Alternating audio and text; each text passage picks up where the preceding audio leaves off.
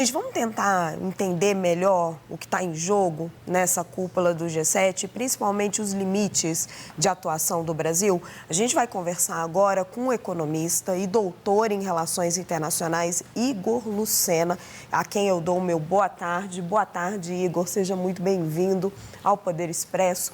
Igor, a gente ouviu agora o Eduardo Geyer dizendo que o Brasil está contando com a química entre o presidente Lula e o presidente Donald Trump. A gente já teve uma reunião formal, o presidente Lula foi até lá, levou toda a argumentação contra o tarifaço. Ainda assim veio a investigação da 301, que estava em curso há mais de um ano, a sessão 301, veio a perspectiva de um tarifaço. Ainda por cima, veio a perspectiva de mais tarifas por conta do trabalho forçado. E o Brasil está nessa expectativa de ter produtos ali com tarifas até de 37,5%. E agora está nessa expectativa de um encontro informal. Pela sua experiência nesse jogo das relações internacionais, um encontro informal entre dois presidentes, essa famosa química, ela pode ter uma expectativa de resolver um problema dessa monta ou é um problema muito mais técnico que vem dessas investigações e vai ser complicado reverter? Seja bem-vindo. Boa tarde, é um prazer estar com vocês aqui. Olha, quem necessita de química é mago ou feiticeiro, né? Que países precisam de estratégias. E o grande problema é que os Estados Unidos têm uma estratégia clara, né? O documento 301 do Departamento de Comércio, ele evoca vários elementos que o Brasil fez, que impactam direto ou indiretamente os Estados Unidos, sejam decisões do STF, regulamentações de empresas, o PIX, que é para os Estados Unidos uma intervenção do Estado dentro da economia que seria excessiva, mas isso não resolve o problema. Não é conversando que vai fazer com que essas tarifas sejam reduzidas. O presidente americano tem interesses na América Latina, interesses muito claros, e o Brasil precisa receber esses interesses e fazer uma jogada de pôquer com o presidente Donald Trump.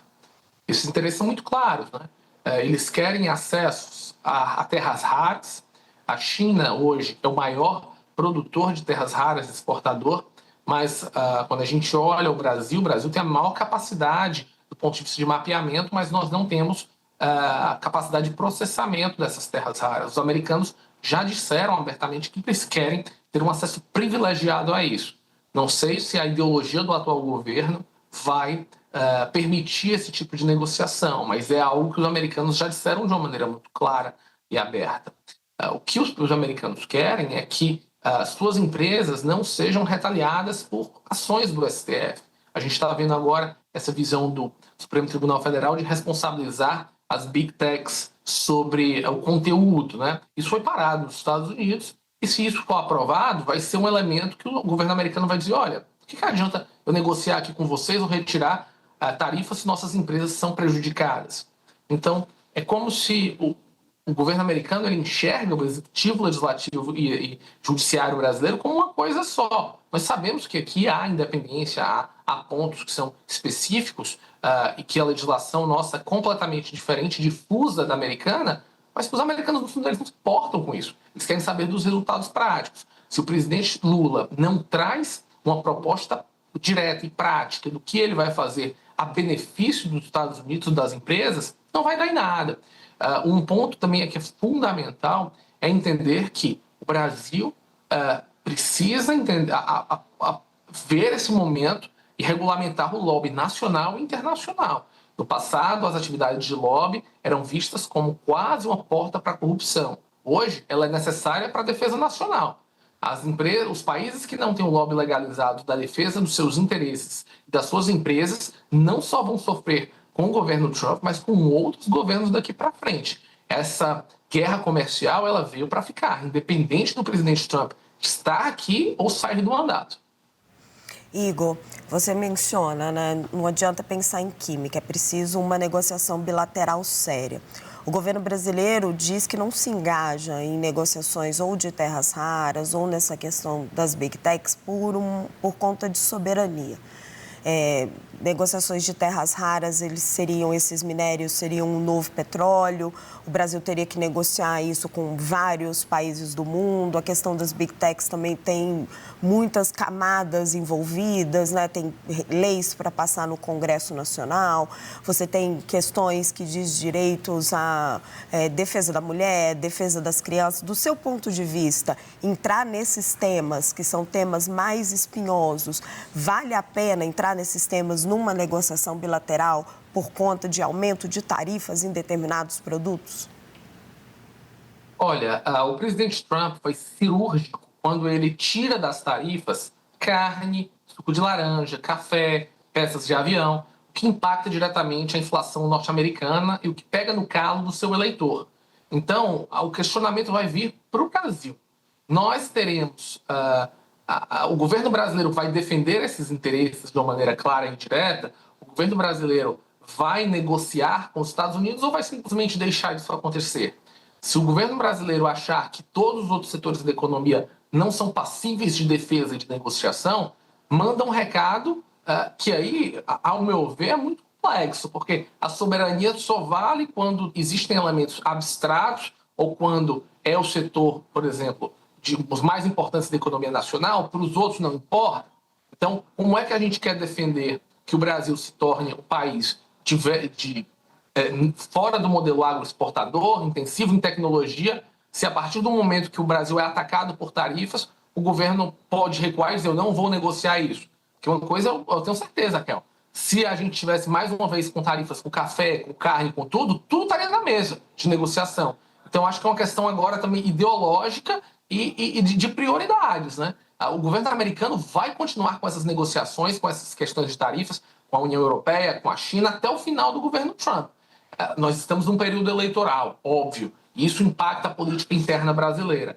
Mas eu acho que isso mostra, e eu acho de uma maneira muito clara, a falta de estratégia que nós temos. Significa que quando o Brasil é atacado, nós não sabemos o que fazer. E essa incapacidade de reagir abre espaço e flanco para outras nações fazerem as mesmas ações que nós estamos vendo com os Estados Unidos. Professor, eu vou chamar o Eduardo Gayer para participar da nossa conversa. Olá, professor. Boa tarde. Obrigado pela entrevista. Pensando um pouco na relação do Brasil com os Estados Unidos, mas numa perspectiva até mais ampla, a relação dos Estados Unidos com todos os outros países, porque um dos aspectos dessa nova ameaça tarifária contra o Brasil é aquela questão por suposta omissão do Brasil no combate ao trabalho forçado. E ali se proporia uma alíquota entre 10% e 12,5% para o Brasil. Mas não seria só para o Brasil, seria também para outras 59 economias, incluindo a União Europeia, incluindo a China, outros países que, inclusive, estão ali nesse encontro no G7. Então, assim, dá para dizer que mais ou menos tem 6 contra 1, ali fora os convidados nessa questão, pelo menos, da tarifa por trabalho forçado. A minha pergunta, esse encontro global, que inclusive é ali no coração da União Europeia, na França, um país que também seria alvo dessa possível nova tarifa americana, esse palco pode ser uma oportunidade para uma coalizão internacional para tentar reverter essa ameaça tarifária dos Estados Unidos, do USTR contra 60 economias, ou a profusão de assuntos na ordem do dia, como a própria guerra no Oriente Médio, energia, inteligência artificial, isso vai eclipsar, de alguma forma, a possibilidade de uma tarifa de 12,5%, até 12,5% contra 60 economias que estarão lá representadas?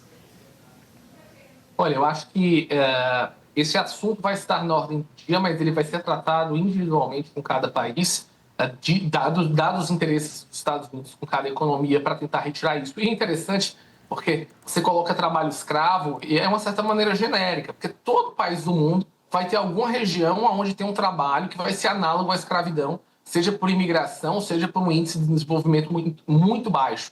Isso vai ter na Europa, isso vai ter na África, isso vai ter na América Latina, inclusive na América do Norte. Você vai encontrar essas situações que podem ser extremamente pontuais ou mais generalizadas, como a gente tem no interiores da China, né? Então, você vê qual é o tipo de tarefa que vai ser colocada. Mas quando a gente volta para o G7, o ponto principal é que nós temos a finalização do MOU, né, o Memorandum of Understanding dos Estados Unidos com o Irã, que deve acontecer até sexta-feira, e a probabilidade de um acordo até os próximos 60 dias. Eu acho que esse é o assunto principal, porque a liberalização do Estreito de Hormuz é a base de todas as economias agora, o choke point que tá pegando dentro do momento inflacionário e também nas economias desenvolvidas, principalmente que dependem daquele fluxo de mais de 20% de óleo e gás do planeta.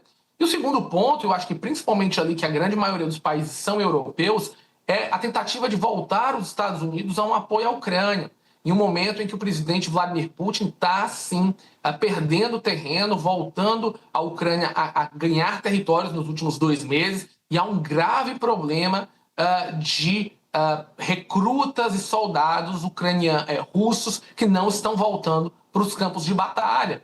Então é um momento que os europeus querem trazer os americanos de volta. Por isso que eu digo que esse tema da tarifa é super importante, mas dado as prioridades de guerra dentro da Europa, vai ser o terceiro ponto, né? Vai ficar na terceira lista de chamada quando essas duas guerras estarão na frente.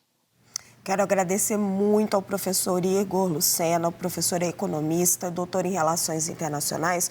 Professor, muito obrigada por estar com a gente aqui no Poder Expresso. Eu agradeço, uma boa tarde a todos.